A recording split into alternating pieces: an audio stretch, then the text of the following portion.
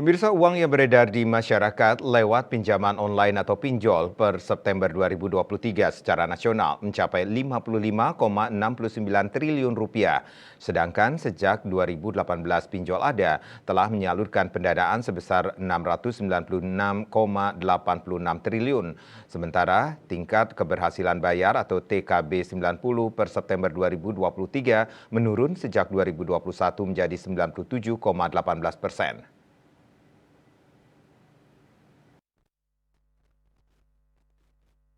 Wakil Ketua Bidang Hubungan Masyarakat Asosiasi Fintech Pendanaan Indonesia (AEPI) Imade Wisnu Saputra saat media gathering OJK mengatakan jika di breakdown pinjaman lewat pinjol tersebut terdiri dari pinjaman produktif sebesar 7,8 triliun rupiah, pinjaman multiguna 12,9 triliun rupiah.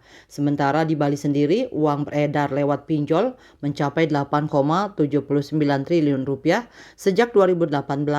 Sedangkan tahun ini hingga September 2023, uang beredar di Bali lewat pinjol mencapai 846,5 miliar rupiah dengan total akun borrower penerima pinjaman yaitu 1.236.039 dan akun lender atau pemberi pinjaman 16.543 akun.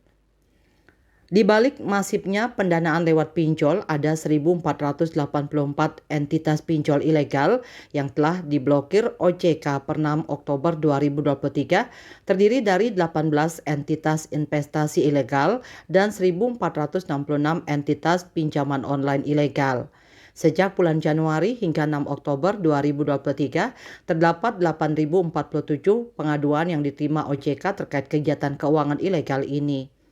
Secara rinci, jumlah tersebut terdiri dari 7.710 pengaduan mengenai pinjaman online ilegal dan 337 pengaduan investasi ilegal.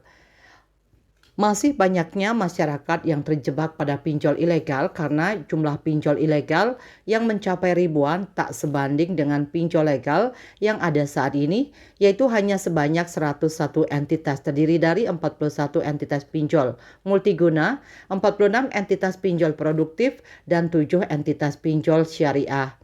Selain itu, masih adanya kredit gap sebesar 1.650 triliun rupiah 2018. Kebutuhan pembiayaan sebesar 2.650 triliun, namun IJK konvensional hanya menopang 1.000 triliun rupiah. Masih banyak masyarakat yang belum layak mendapatkan pendanaan dari bank dan fintech pendanaan bersama. Minim melakukan pengecekan legalitas, mudah tergiur pinjaman cepat dan bernilai besar, adanya nasabah nakal yang sengaja tidak membayar, penghasilan nasabah tidak cukup, gali lubang tutup lubang, dan kemudian membuat aplikasi, situs web, bahkan ketika sudah diblokir, dapat menggunakan nama lain dengan pelaku yang sama. Cita Maya, Bali Post melaporkan.